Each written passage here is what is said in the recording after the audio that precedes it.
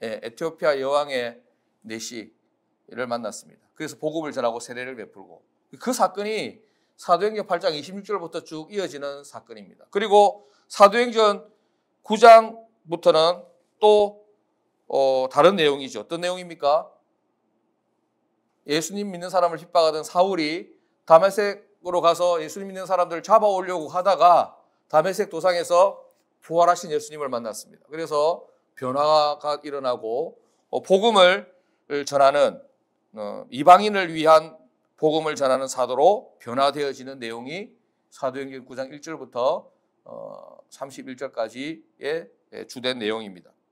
여기에 이 두 사건이 삽입되어 있는데, 왜 사도행전을 기록한 누가는 그냥 쭉 이렇게 흘러가는 대로 내용을 전개하지 않고 그 사이에 이 두 사건을 기록해 끼워 넣었을까 생각해 보면, 그것은 빌립과 사울의 사건도 베드로의 사건처럼 모두 이방인에게 복음의 문을 열고 있다는 공통점 때문입니다. 그래서 좀 강조하기 위해서 이 내용을 집어넣은 것이죠. 봐봐, 예루살렘 교회가 이방인에게 복음을 전하는 걸 꺼려 했는데, 예루살렘 교회에 핍박이 오자 그 사건으로 인해서 이방인에게 복음이 전해지게 되었고, 또 베드로가 지금 이렇게 이방인에게 복음이 전해졌고 사마리아에도 예수 믿는 사람이 있다 하는 내용을 듣고 급히 신방을 가게 되거든요. 거기서 그 사건을 알아보고 돌아오는 과정 중에 여러 지역들을 거쳐서 믿는 사람들을 이렇게 신방하는 내용들이 있습니다. 그 사이에 빌립의 이야기, 그리고 사울이 변화되는 이야기들이 끼워져 있는 것이죠. 이 모든 내용들이 다 하나의 주제를 가지고 있는데, 복음이 예루살렘에만 머물지 않고 유대와 사마리아와 그리고 갈릴리 지방, 결국에는 땅끝까지 증거되어져 가는 그런 방향성을 가지고 있다는 것을 우리들에게 알려주는 내용입니다. 누가는 이러한 이야기들을 중간에 끼워 넣은 후에 다시 베드로 이야기로 돌아옵니다. 오늘 본문에는 베드로가 루다라는 지역에서 애니아라고 하는 중풍병에 걸린, 8년 동안이나 중풍병에 걸려서 고통 중에 있는 애니아라고 하는 중풍병자, 그 중풍병자를 고치고, 또 욥바로 옮겨서 욥바에 살던 다비다라는 여제자를 죽은 가운데서 살리는 그런 기적을 기록하고 있습니다. 그런데 오늘 성경에 기록된 이 기적의 출발이 바로 베드로와 요한의 믿는 자들을 돌아보는 신방에서 시작되었다는 것이 우리가 주의 깊게 살펴보아야 할 의미심장한 내용입니다. 당시에 이미 여러 곳에 복음이 전파되었습니다. 예루살렘에서 시작된 복음이 순식간에 사방으로 불똥이 튀듯이 퍼져나갔습니다. 오늘 성경에 보니까 예수 믿는 사람이 이미 루다라는 지역, 그리고 샤론이라고 하는 지역, 욥바라는 지역에도 있었다는 것을 알 수 있습니다.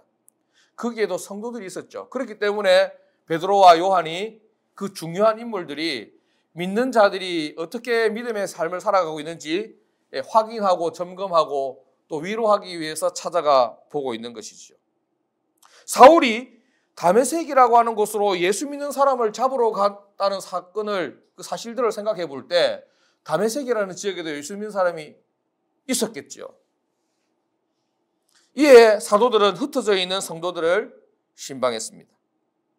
사도행전은 어떻게 보면 신방의 책이라고 할 수 있습니다.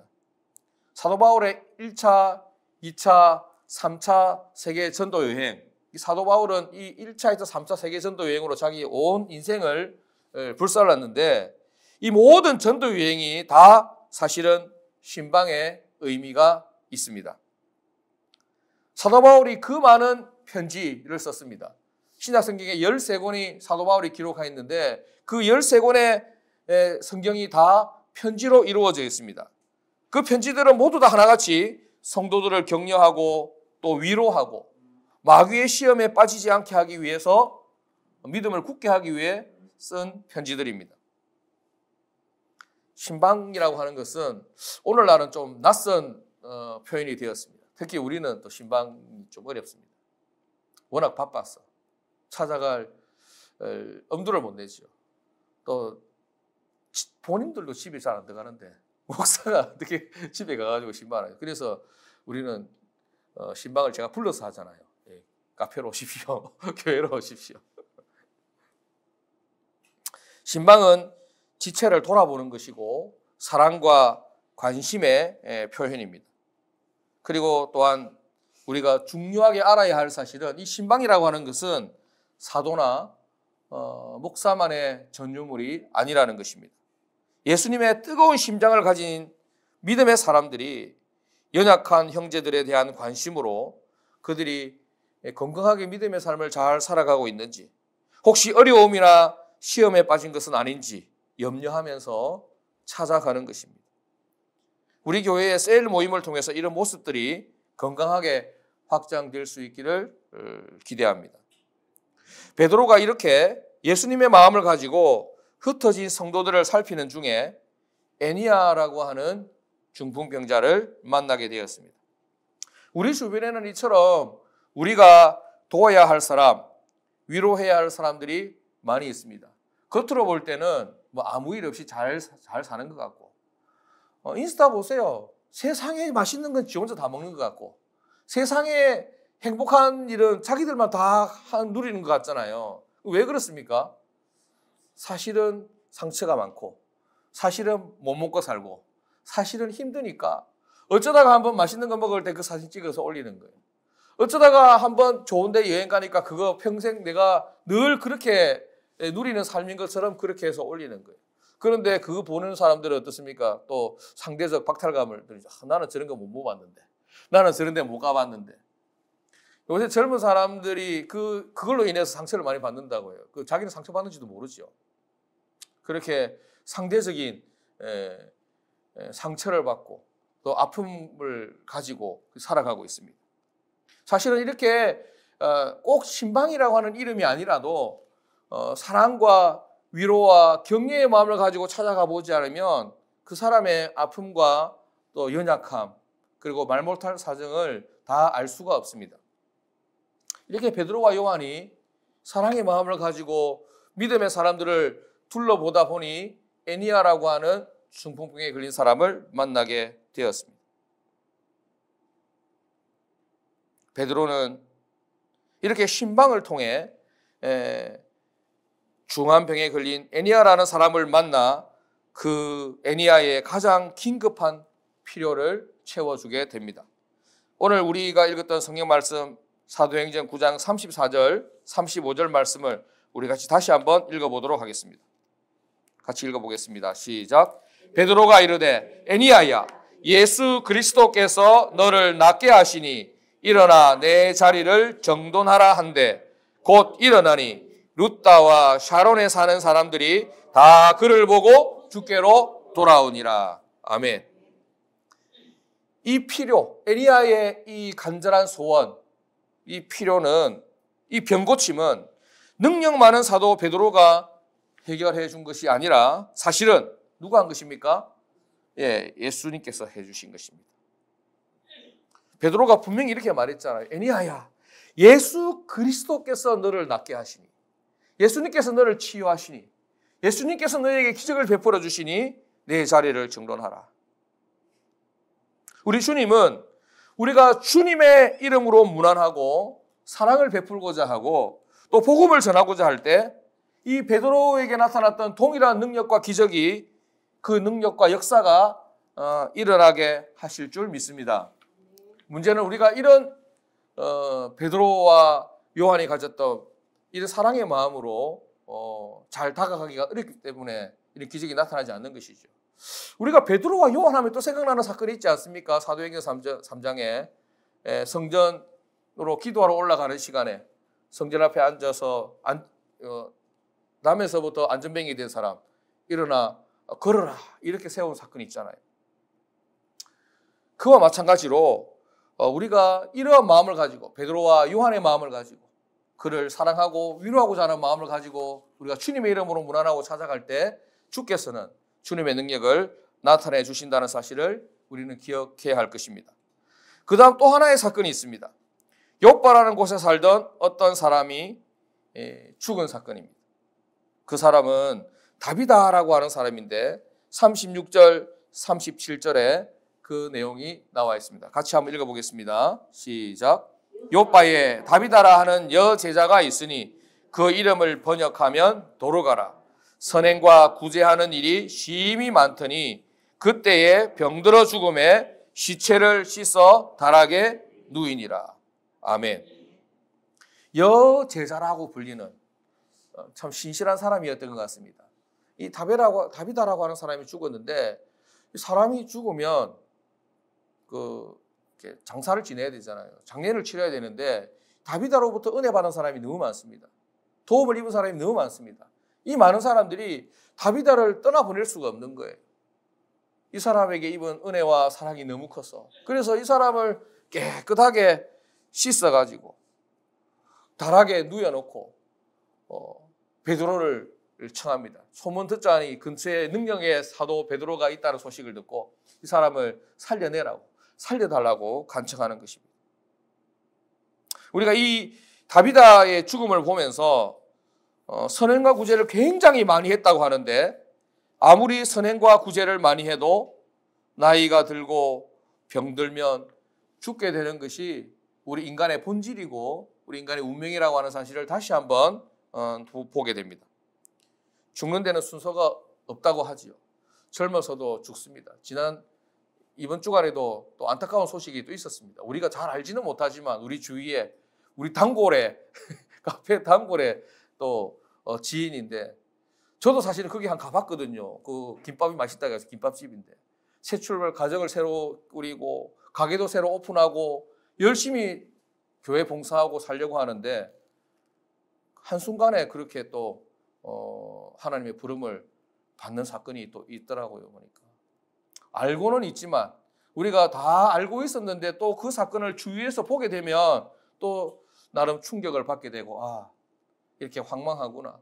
인간의 삶이 이렇게 내일을 보장할 수가 없구나. 뇌졸중으로 그 자리에서 쓰러져서 코마 상태가 되고 그렇게 돌아가시게 된 사건을 또 우리가 듣게 되었습니다. 우리가 살아가는 삶은 그만큼 사건, 사고가 많습니다. 우리 주위에 항상 또 죽음이 도사리고 있습니다. 여러분은 죽음이 혹시 준비되어 있습니까? 후회 없고 아쉬움이 없는 죽음을 우리가 준비해야 할 것을 다시 한번 또 돌이켜 생각해 볼 필요가 있습니다. 오늘 우리가 읽었던 이 성경에 욥바에 살고 있던 다비다라고 하는 여제자, 이분이 벌받은 것이 아니에요. 신실한 믿음의 사람이었습니다. 성경에 기록하기를 선행과 구제가 심히 많았다. 심히 많았다는 말은 무슨 말? 억발로 많았다. 억수로 많았다. 엄청 많았다. 이 사람의 인생 전체가 구제하는 삶이었고 인생 전체가 선행을 베푸는 삶이었습니다. 굉장히 매력적인 삶이었습니다. 이 사람에 대한 설명은 아주 짧지만 모든 성도가 흠모해야 할 아름다운 능력을 가진 주님의 제자, 바로 다비다였습니다. 이분의 특기는 선행이었고 구제였습니다. 선행과 구제는 이분의 삶을 통해서 보게 되건데 돈의 문제가 아니라 마음의 문제임을 알 수가 있습니다. 다비다는 자신도 연약한 존재였고 나이 많은 과부였습니다. 하지만 그녀는 도움의 손길을 기다리는 많은 과부들을 구제하고 그들에게 선행을 베푸는 일에 자신의 삶을 바쳤습니다. 그녀의 헌신이, 그리고 그녀의 사랑이 얼마나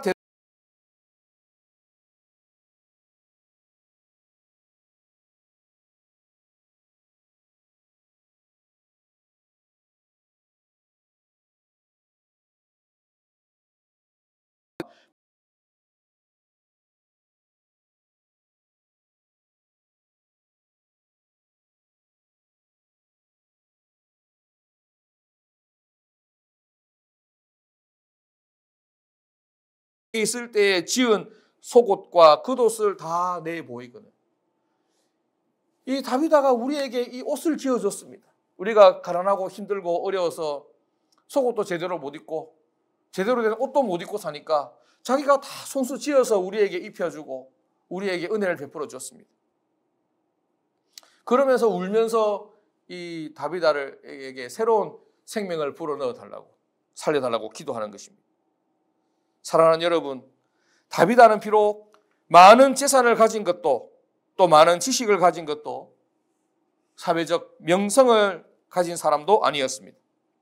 그러나 그는 주님의 제자로서 믿음대로 살았던 참 성도였고 참 제자였던 것입니다.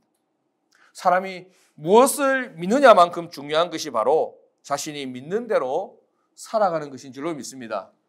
우리 믿음 좋잖아요. 우리 이제 주님에 대해서 많은 것을 알고 있지 않습니까? 우리 주님이 우리에게 원하시는 삶이 어떤 것인지 잘 알고 있지 않습니까? 아는 것이 중요한 것이 아니라 우리가 하나라도 알게 된 바, 우리가 믿게 된 바대로 살아가는 삶이 바로 주님의 제자된 삶이고 참 성도의 삶인 줄로 믿습니다. 주님은 베드로를 통해서 다비다에게 새로운 삶을 덤으로 주셨습니다. 40절 말씀 보니 베드로가 사람을 다 내보내고 무릎을 꿇고 기도하고 돌이켜 시체를 향하여 이르되 다비다야 일어나라 하니 그가 눈을 떠 베드로를 보고 일어나 앉는지라. 기적이 나타난 것입니다. 사랑하는 여러분, 오늘 본문에서 여러분들이 생각하는 가장 중요한 포인트가 어디입니까? 여러분은 어떤 대목에서 가장 놀랍다, 참 좋은 내용이다, 참 은혜가 된다 이렇게 생각이 되십니까? 우리는 대부분 애니야의 중풍병이 고침받은 것, 죽었던 다비다가 다시 살아난 지점에서 놀라고 기뻐합니다. 놀랄 일이고 기뻐해야 될 일입니다. 그런데 정말 중요한 것은 오늘 성경을 기록한 누가가 말하고 싶은 바는 애니야가 치료된 것도 아니고 다비다가 다시 살아난 것도 아닙니다. 이것은 하나의 동기에 불과한 내용입니다. 애니야가 치료되고 다비다가 다시 살아남으로 인해 룻다와 샤론에 있는 사람들 그리고 온 요파 사람들이 주님을 믿게 된 일인 것입니다. 35절에 보면 룻다와 샤론에 사는 사람들이 다 그를 보고 주께로 돌아오니라. 42절에 보면 온 요파 사람이 알고 많은 사람이 주를 믿더라. 사랑하는 여러분, 우리가 늘 찬양하지 않습니까? 우리 주님이 가장 기뻐하시고 노래하시고 춤출 때가 언제입니까? 잃어버린 영혼 돌아올 때, 열방이 주께 돌아올 때임을 믿으시기 바랍니다. 누가복음 15장에 99마리의 양을 버려두고 한 마리의 잃어버린 양을 찾기까지 찾으시는 목자가 바로 우리 주님이십니다. 다비다를 다시 살리신 것은 다비다의 다시 살아남을 통해, 다비다의 소생을 통해 요빠 지역의 많은 사람들이 주를 믿는 자리에 나오게 하시기 위함임을 믿으시기 바랍니다. 하나님이 우리에게 은혜 베푸실 때 그 은혜와 축복을 우리만을 위한 전유물로 주신 것이 아님을 반드시 기억하시기 바랍니다. 우리에게 생명 주신 것, 우리에게 건강 주신 것, 경제적 여유를 주신 것, 각종 은사를 주신 것은 그런 것들로 인해서 하나님께 영광을 돌리며 복의 근원이요 축복의 통로로서의 사명을 감당하게 하시기 위함인 것을 기억하시기를 바랍니다. 한마디로 하나님은 위대한 투자자입니다. 애니야의 삶에 투자하시고 그리고 다비다의 삶에 투자하셔서 애니야의 병고침을 통해서 다비다의 다시 살아남을 통해서 주님을 모르던 사람이 주님께 나아오는 그런 열매를 얻기를 원하신다는 것이죠. 하나님 오늘 우리에게 투자하십니다. 오늘 우리 기업에도 투자하시기를 원하시고 우리 가정에도 투자하기를 원하시고 우리 인생에도 투자하기를 원하십니다. 그런데 하나님이 투자하실 때 그 열매가 없으면 하나님이 계속 우리에게 투자하실까? 하나님께서 우리에게 생명으로 건강으로 여러 가지 각종 재능 권사로 투자하셨을 때 하나님께서 가장 기뻐하시는 것으로 열매를 맺는 저와 여러분들이 되어야 할 줄로 믿습니다. 사랑하는 여러분들의 믿음과 구제 그리고 선행을 통해 여러분들의 가정과 이웃, 그 많은 사람들, 그리고 특히 우리 양산 지역의 많은 사람들이 주님을 알고 주님을 믿어 주께로 나아오게 되는 위대한 역사가 나타나기를 주님의 이름으로 축복합니다. 기도하겠습니다. 하나님